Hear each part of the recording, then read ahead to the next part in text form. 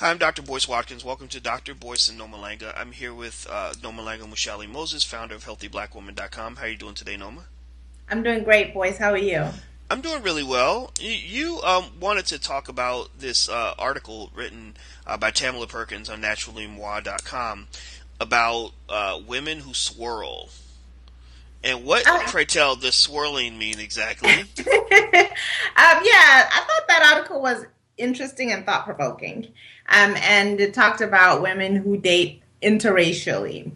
And what's interesting to note is that African American women or Black women in this country generally tend to date outside of their race more than anybody, or not do it more than anybody else, or they seem to refrain from it more than anybody else. And then we have other statistics that say African American women are the least likely to be married, and I think there may be a correlation between that. So that kind of piqued my interest.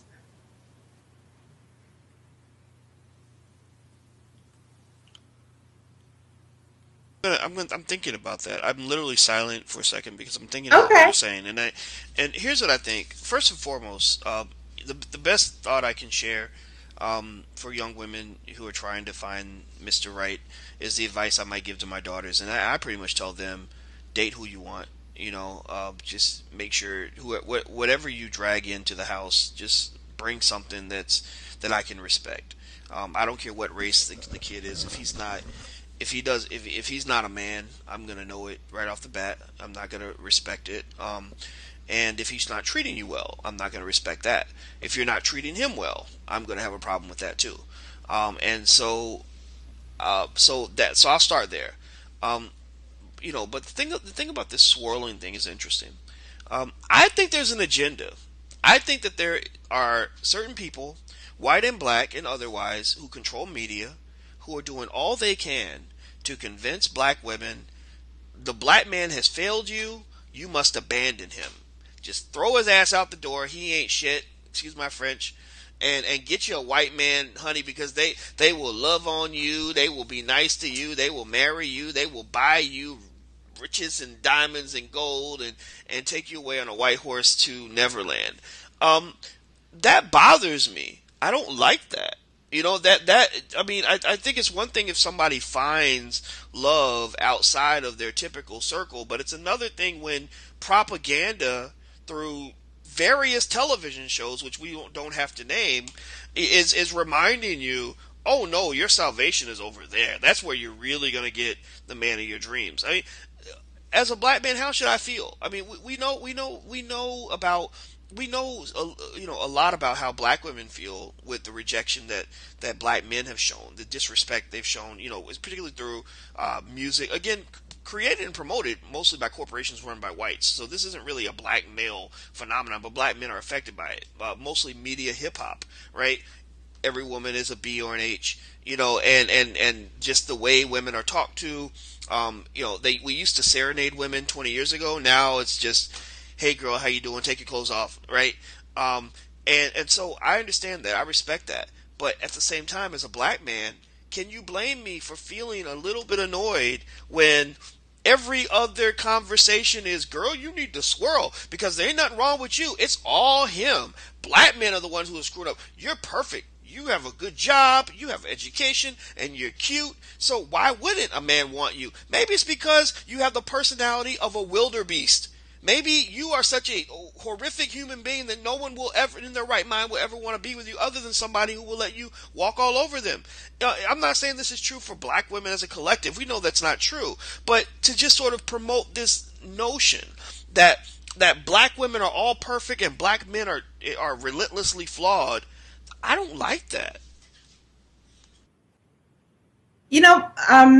Boys, I have to agree with you. I'm married, obviously, to a black man, and I have a black son. I have a black father, brothers. So I can't get on that bandwagon of, they're a horrible group of people. So let's find, husbands and whatever else somewhere else. So I'm not on that bandwagon.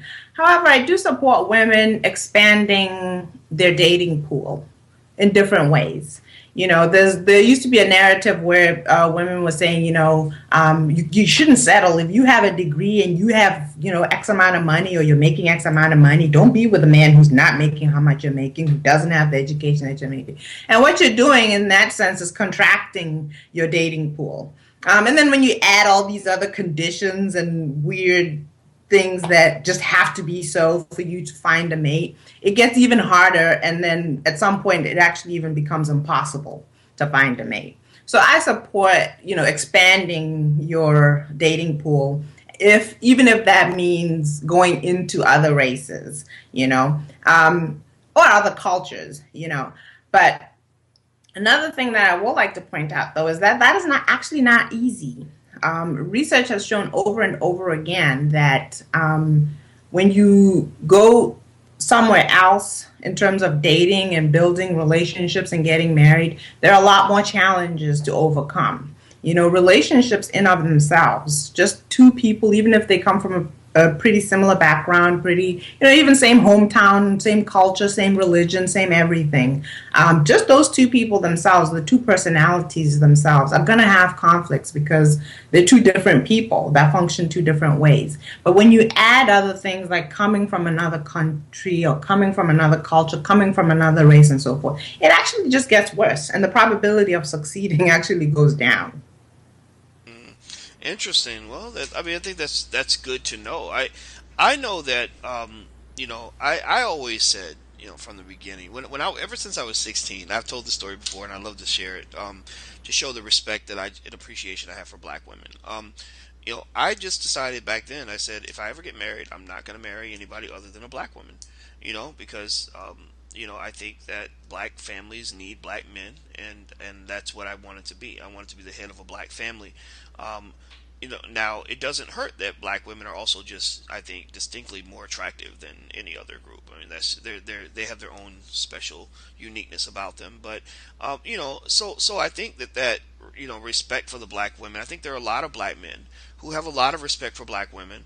Who want things to work with black women, and I think that you can almost sort the population into kind of two groups of males and females. You have those who suffer from significant dysfunction and disrespect for one another, and then those who don't. And then sometimes the groups mix up, where you'll have a good woman with a horrible guy, or a horrible woman with a great guy. When really the horrible woman needs to just date a horrible man, and then she can complain about and think all men are that horrible, and then go date a white man and find out that every man thinks she's horrible, even men who are not black, right? But I think at the end of the day, I think it's a matter of looking for a good person. I think that it's okay to have a racial preference. Maybe you can say, look, if all else is equal, I'm going to date the black person, because there are real tangible benefits to that, as you mentioned.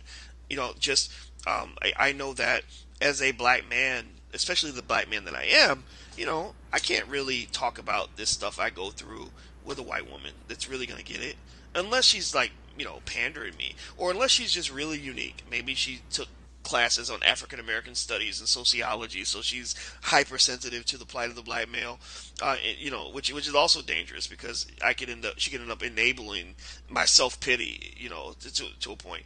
But I think I guess with these swirling articles, I always wonder, what's the motivation, what's the agenda here. I wouldn't applaud a black man writing an article saying brothers who swirl. And other things, I don't applaud all these black men, these successful black men in Hollywood and in athletics, who seem to only want white women. Let me tell you a crazy story. I knew a guy who went and he went to an NFL team. This was like back in the 90s, though, so this is a while back. But he worked for an NFL team, and the first thing he wanted to do was meet all the wives of the players. So he walked into the room, and he didn't see a single black woman in the room. And he said, I thought I was in the wrong room. And so to me, I really have always wondered, what in the hell is wrong with you? How mentally disabled are you that you somehow just think that you have to marry a white woman, you have to be with a white woman? Like, where does that come from?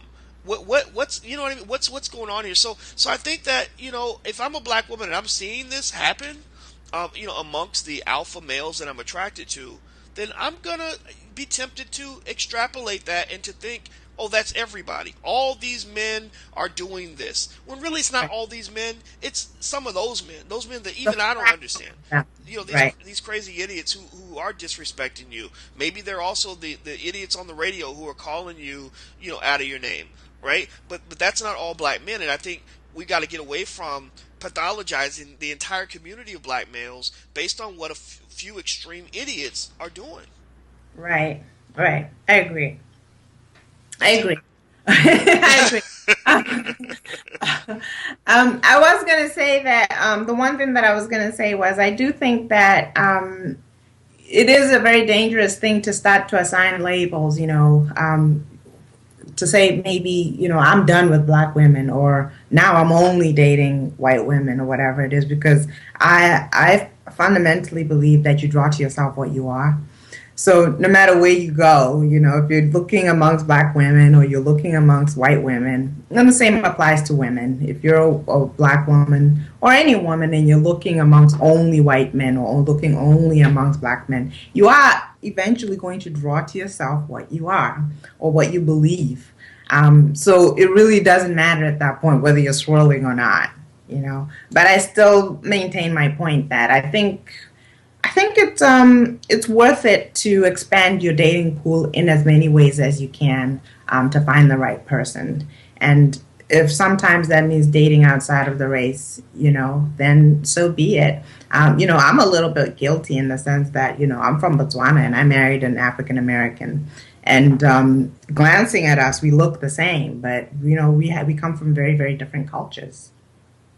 Interesting. Well, I think your advice and your comments are very wise. I learned from them, and I think other people should, because you've made it through 10 years of marriage, and I'm willing to bet money that you're going to get another 30, 40, or 50 years, and I think that's important. I think that people should, if you're getting relationship advice, get it from people who know how to have a relationship and make it work. Don't just like you don't get business advice from your broke friend who doesn't have a job, whose companies have failed. You get business advice from people who've run successful companies. Well, the same thing is true when you're talking about building that institution called marriage or family. If the person you're getting advice from it hasn't built the institution and made it work for themselves over a prolonged period of time, then you've got to really question that advice. And I think a lot of people are getting very, very bad advice. And one of the worst pieces of advice that I've ever received is that, there's something wrong with the world. It's not you. That there's nothing wrong with you. You're perfect exactly how you are. It's just everyone else. And if you just get rid of them, then you're going to, things are going to turn out better. And that's just a lie, because everywhere you go, you're dragging this person called you into all those situations. And if you're not healthy, your situations never will be. So, That's true. I completely agree. all right. Well, this was fun. This was an interesting topic. It wasn't as much of a disagreement as I thought it might be. So I enjoyed that. So thank you very much, Noma. I really, really appreciate your time. Thank you, boys. And everybody, I'm Dr. Boyce Watkins from Your Black World, and this is Nomalanga Moses, founder of HealthyBlackWoman.com. And until we meet again, please stay strong, be blessed, and be educated. We are gone. Peace.